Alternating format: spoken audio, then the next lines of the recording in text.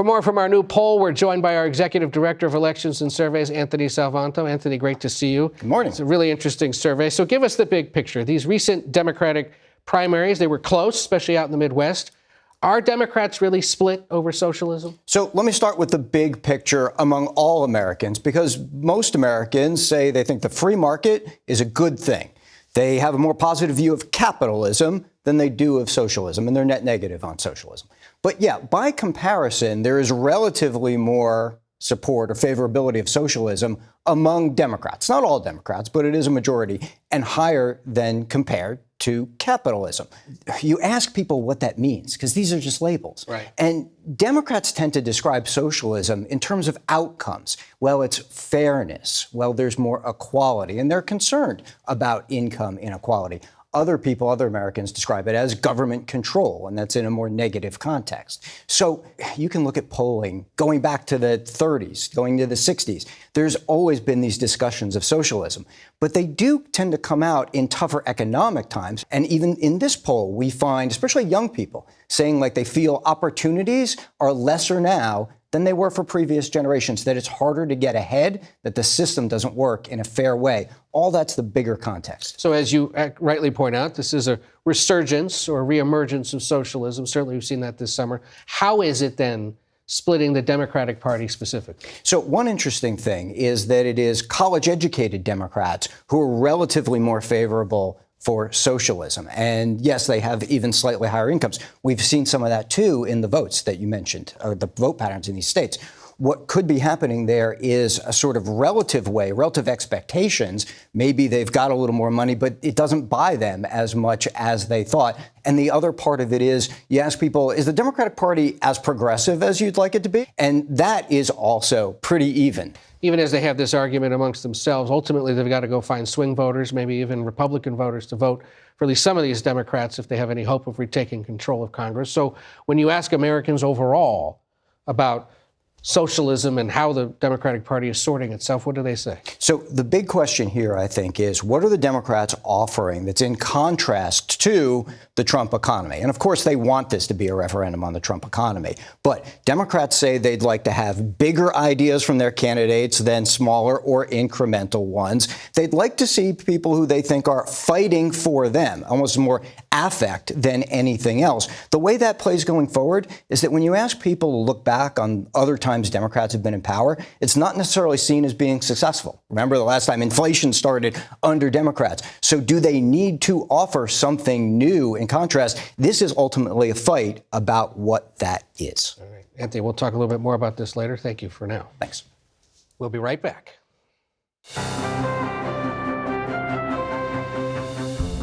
Welcome back to Face the Nation. We turn now to Pennsylvania State Representative Chris Rabb. He's the Democratic Party's nominee in the 3rd District of Pennsylvania. That includes parts of Philadelphia.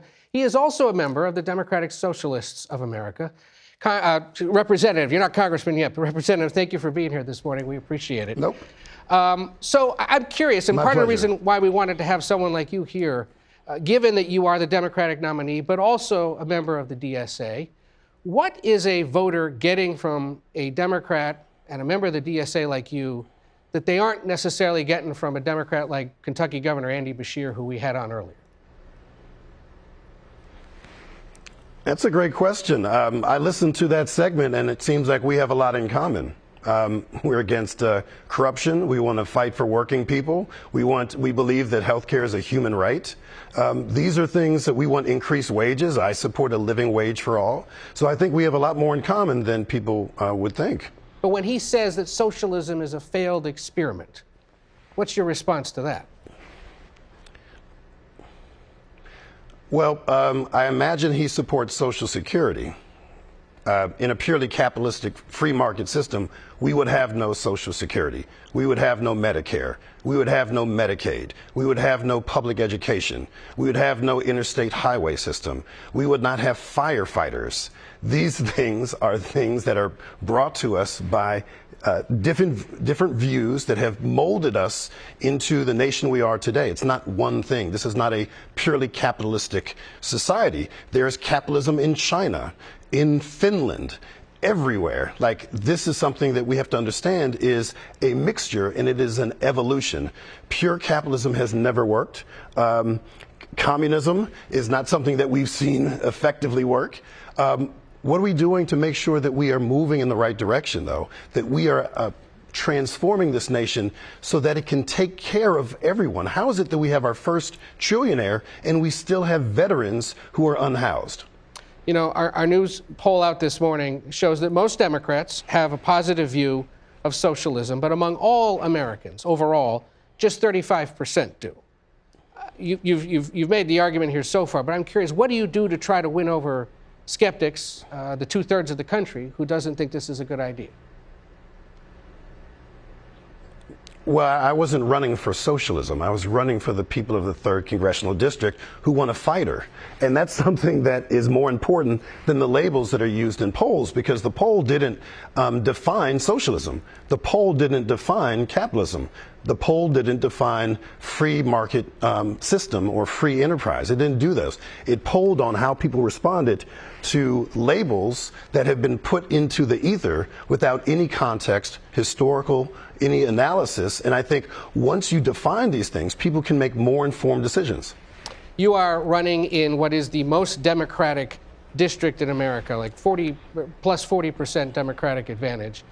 So it's perhaps understandable, or that helps explain how a socialist-backed candidate can emerge. But there are others in the Democratic Party writ large who are... I have to push back, Ed. Why is that? I got to push back. You can't conflate Democratic Performance Index with people who support a Democratic socialist. I ran for months, long before anyone mentioned that I was a member of the Democratic Socialists of America. I didn't run for socialism. I ran for the people. Just because people are more likely to vote for Democrats does not mean that they are inherently more inclined to support this ideology or the other. It just showed that in my district, in my race for the Democratic primary, that I came out 14 points ahead in a 4-person race because I was a fighter and I talked about issues that mattered, and socialism did not come up. Okay. And actually, our poll this morning shows that Democratic voters overall are looking for fighters, or people who are certainly promising to do so. I do want to play, however, something that former ambassador, former Chicago Mayor Rahm Emanuel said this morning on Sunday morning in conversation with our colleague Robert Costa regarding the progressive versus rest of the party sort of split or discussion that y'all are having. Take a listen to what he said. This, again, I'm about flipping red districts to blue. I'm not about taking blue districts and making them midnight blue. You want to see a raise in the minimum wage? Winning over Democratic districts is not the way to get it there. You got to win Republican districts. What's your response to the mayor's strategic argument there? I think listening to folks who have been institutionalists and corporate Dems is probably the wrong thing to do, when what your own poll shows is that there's an exhaustion. There is anger at centrists and institutionalists, and this anti-establishment moment means that we want bold things that are not left or right, but what are the things that are going to move people forward? And hey, take me to Kentucky. I think I can make that case pretty strongly. And as someone who has 5 generations in Kentucky, I think this is something that transcends blue districts. Okay. On the issue of institutionalists in the party, I'm curious, are you someone who would vote for Hakeem Jeffries to be Speaker should Democrats take majority next January? Nope.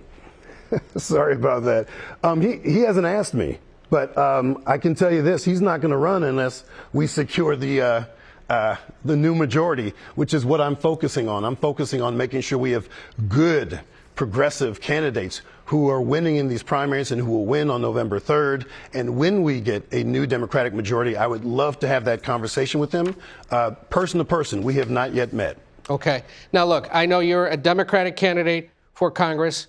You are, however, a member of the DSA, and there are opponents of that movement who point to the failed socialist governments in Latin America as proof that socialism doesn't always work. And the DSA just in the last few days put out a statement commemorating the 100th birthday of Fidel Castro, which says in part he was an organizer, a fighter, and endures as a stalwart symbol of anti-imperialist struggle and self-determination for the global South. Do you agree with that sentiment? And does it concern you that this type of celebration of Fidel Castro is what might validate people's concerns with the DSA? I am not concerned with how people construe this organization. I'm interested in finding what we have in common so that we can move this country forward based on bold policies, which that poll suggests people are wanting, irrespective of political ideology or generation. The other thing I want to mention, too, is, and this is something that I hear centrist and establishment players talk about, is, well, if we want to reach these people who are outside of, blue districts, how about we actually focus on those folks who live in highly populated blue districts who don't show up because they're so exhausted and disaffected with the Democratic Party? If we reach those folks who are inclined to vote for the Democrats, but don't because we're not fighting for them, we have a far more likely chance of winning than reaching out to folks who under no circumstances would consider folks who embrace values like healthcare is a human right, or housing is a human right, or not having a trillionaire class. There's some people we're not going to move, but many people we can, and I think it's not about left or right. It's about moving whole communities forward in the most meaningful ways. And as it relates to these statements about other folks in other countries, I hope we're all anti-imperialist. I hope we're all anti-fascist. I don't think these are particularly controversial stances. All right, well, we'll leave it there. You are a big part of the debate in your party about who it is should be focused on and how to do it, and that's why we wanted you here. Representative Rabb, thank you for joining us. We appreciate it. And we'll be right back with our political panel. Stay with us. And we are back with our political panel. Sabrina Rodriguez covers politics at the Wall Street Journal. Paul Kane reports on Congress and politics for Notice, or News of the United States. Toulouse Olorunipa is a staff writer at The Atlantic, and our executive director of elections and surveys, Anthony Salvanto, is back with us as well. This is kind of a Washington Post reunion. A handful of us have worked there before. We're very proud of the work they continue to do. And it's the first time for both of you. Yes. But Sabrina, ladies first. We look at this ongoing struggle in the Democratic Party to define what it is and how to win. You've been out and about. And I was struck by something someone said to you out in Wisconsin in recent days. They said, the Midwest is not Manhattan. There are limits here. It seems the far left may have actually hit a bit of a wall, at least in the last few days. Absolutely, Ed. I mean, we saw in both Wisconsin and Michigan, I think, coming out of the New York primary, there's been so much conversation around this democratic socialism versus establishment fight that's playing out in the party.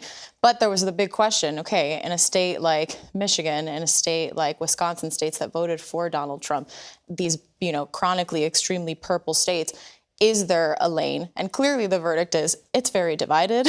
It's very complicated. Seeing Abdul El-Sayed's win in Michigan, yes, it's a big win for the far left, but there is the question mark. He won by 1 percentage point. So we're seeing this fight playing out, and it's clearly far from over in terms of what direction the party's going in. Paul, who's also making his Face the Nation debut, you have covered Congress, especially in the contours of the two conferences for this entire century. So you've seen this once or twice. And that's not to call you old, it's to say that you're not.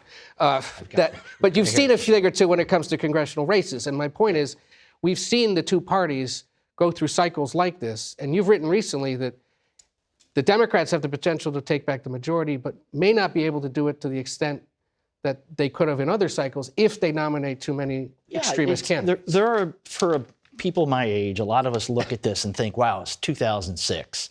All over again. Our friend Amy Walter tweeted that, like, she's got a sense of deja vu. There are sex scandals happening, a war in the Middle East, a president in his second term, very unpopular.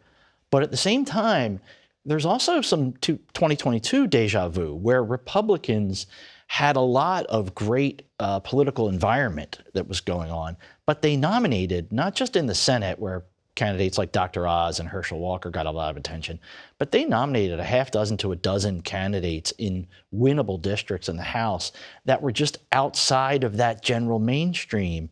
And they ended up not getting that sort of big bounce. And they ended up with a majority at just 222 seats with 4 votes to spare if everybody shows up.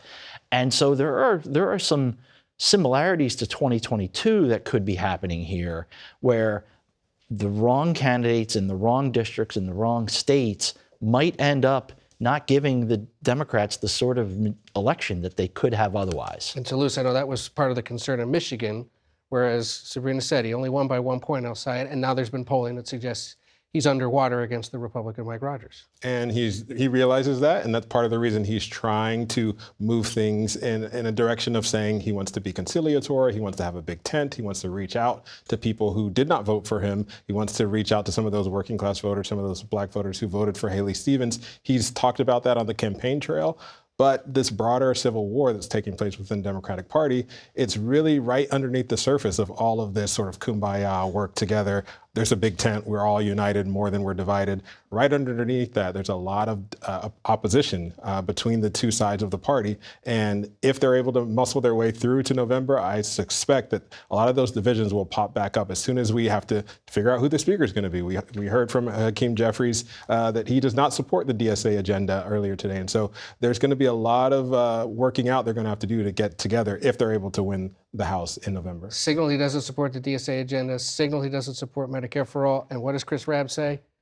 I haven't heard from him yet, so I don't know if I'm voting for him. That's the kind of trouble that could be coming if they govern, or try to govern. Yeah, well, that was, you look at 2022, and Kevin McCarthy only has a couple of votes to spare, and he ends up getting held hostage again and again for almost 9 months till they kick him out. And then Mike Johnson becomes speaker, and he gets held hostage. When you only win a majority by a couple of votes, it gives an opportunity for mischief making among just a few members. And that's what Hakeem Jeffries could face if they don't win a big enough majority. Or if he doesn't win the majority, it's an even bigger problem. I would just add, I think one of the most striking things to me from the poll this morning is the fact that the majority of voters regard the Democratic Party as weak, and that a majority of voters do not think that the Democratic Party is effective. So I know there's this ideological debate that's happening within the party, but part of the opening that Democratic Socialists and the progressive left have had this year is because of the repercussions from the 2024 election, from those bruising losses, and this feeling like, what exactly is the party doing? We lost to Donald Trump in 2024. We're heading into a midterm. What exactly is fighting Donald Trump look like? What wins have actually been accomplished in the last 2 years? And a lot of frustration from the Democratic base questioning what exactly does the Democratic Party stand for and how exactly are we going to win? Yeah. You found something interesting in the poll regarding Democratic and Republican support when it comes to the economy over a key concept. Oh, price controls. Yeah. Yeah, and what's interesting here is for all this talk about ideology, you do see that there's a certain, you might generously call it pragmatism, in an economy where so many people are complaining about inflation. So you ask about price controls in general, and yes, you find a large number of Democrats in favor of independence, but also a slight majority of Republicans. And that's part of what it tells you. Not everybody sits there and maps everything onto an ideological framework for this in this kind of environment. And the president has been certainly not at all extreme to the left on this, but he has talked about price controls for different types of, or different elements of the economy. So they must see this or understand that it is something that finds general support. Yeah, and within the Republican Party, it's interesting too, for all our talk about the Democrats, there's a big gap between the way that Republicans rate the president on issues like immigration and even foreign policy, and then on inflation in particular, where it's lower, and it's hovered around 20 points lower, still improving, but not as high. And that gap is going to be important because when we do get to the midterms, one of the key questions, I think, is going to be what happens to the Republicans who are a little bit dissatisfied with the president. They don't dislike him, but on that issue, maybe not so much. So speaking of the numbers and the way things are tracking, can you give us a sense of where at least CBS sees the House and the Senate sitting right now? Well, one of the key things, and you started to raise it, is that it's different structurally from those last couple of midterms because partisanship has kind of sorted out all of the marginal districts. In fact, there aren't that many. So to your point, Ed, there's maybe under 20, depending on how you count it, and we do, that are true toss-up House districts, which means that if you just look at the partisan breaks on them, it's within maybe 5 or 6 points, something you could move in a persuasion campaign like that. So that really constrains the number in the House at the outset. And then at the Senate side, you have this different dynamic where you don't have a whole lot of competitive races out of the whole scope. But you have Democrats trying to pick up seats from the Republicans in places where they've had a tough time. I'll pick out Texas as one. They've had a tough time historically winning, very tough. So that kind of map, it's an interesting dynamic, to say the least. If we can bring back up that Senate map, I want people to sit with the idea of Texas being a light shade of red this year. That's kind of the one that's sitting out there as the maybe. When you, Toulouse, talk to Democrats, Sabrina, when you talk to them, how confident do they feel about that one happening? Texas is a big challenge for Democrats, in part because they've been trying to win Texas for the last 30-odd years, and it's always seemed like the one that gets away. It's a big state. There are a lot of Republicans there. It's a structurally Republican-leaning state, and so the fact that Republicans have a flawed candidate and Democrats have what they feel is a candidate that can compete for some of those moderate voters, some of those evangelical voters, some of the voters that are a little bit less ideological and less willing to vote for a flawed Republican who has issues, both corruption issues and issues in his own personal life. They think that the mix is right for the Democrats to win this year, but it is a very big state. It's a very big challenge, and it seems like they're on an uphill climb to try to win that state. Do they have a sense of what it takes? I mean, it's been the elusive dream for Democrats for a while, as you said. I mean, it's been since 1994. No Democrat has won a statewide race in Texas. However, there is this opening when you look at, for example, Hispanic voters. You and I have talked to many of them in Texas that moved towards Donald Trump in the 2024 election. They see an opening with James Tallarico. Now, it certainly doesn't help him to get tied to the Democratic Socialists in a state like Texas. But again, the Democrats are seeing this real opening because of who Ken Paxton is, because of all the baggage he brings, because of the fact that he had an extremely messy primary that went into a runoff. We're talking about almost $100 million that were spent in anti-Paxton ads, and that sort of helps this perfect storm, but it's certainly far from guaranteed. But temper the expectations, because we've talked about this, at least internally. There's a math issue for Democrats, not only in Texas, but in Iowa, potentially in Alaska and those other ones where they think they now have a shot. Yeah, well, the math issue in Texas is that you need to move a whole heck of a lot more voters just to make that percentage. A percentage in Texas is not the same thing as a percentage in Iowa. So you may see the Democrats try to invest more in places where there just aren't as many voters that you need to swing. The other polling part of this, too, is you look at maybe an even poll, maybe one that's in the margin of error, but historically, and this is a case perhaps in Maine, I think, historically, Susan Collins has turned out her voters. Right. And she's got people there who have voted for her over many, many cycles. You're going against that kind of a headwind. So even if you see a 1 or 2 point gap in the polls, that's part of the structure. So in 2006, they won 6 Senate seats, Democrats, 4 of which had just voted for George W. Bush 2 years earlier. But in at least 2 of them, there were third-party, right-leaning, libertarian type of voters, like in Montana, that gave the sort of, you were talking about the soft Trump supporters, who are people who are a little bit upset about inflation and the war. It's hard for them to vote for a Democrat. And so in some of these states, they might need that third-party person to give that soft Trump supporter, I'm not going to vote for Tallarico, but I'm not going to vote for Paxton, and I'll vote for the Libertarian, so that they can win without clearing 50%. Because it's so hard to get over 50% for a Democrat in these states like Iowa, Ohio, and Texas. Real quick in our remaining seconds here, the South Carolina Republican runoff in about 10 days. Is Darlene Graham in trouble against Ralph Norman? Look, her brother spent $20 million in his primary in June just so that he would not get put into a runoff, because he knew that the South Carolina primary runoff voters are not Lindsey Graham voters. They are more bright red. Now you have a late August special election primary runoff where she started with 33%. It's not clear that she can win unless Trump really goes there and really lays down the law and says you got to vote for her. Well, we'll see if he does that in the next few days, because to spend his political capital there would be telling with less than 80 days to go to Election Day. Sabrina, Paul, Anthony, Toulouse, thanks for being here. We appreciate it, and we'll be back in a moment. That's it for us today. Thank you for watching. Margaret will be back next week.